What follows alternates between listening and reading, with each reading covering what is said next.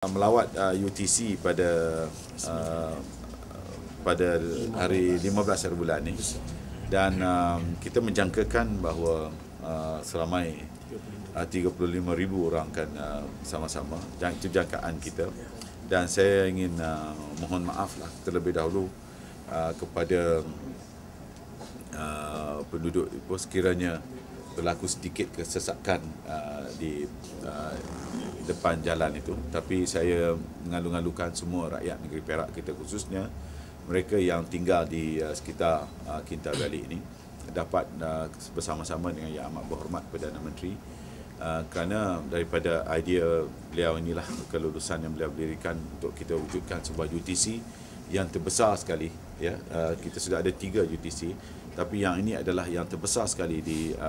negara kita, dan menjadi UTC yang paling aktif sekali, walaupun dia baru berusia kurang daripada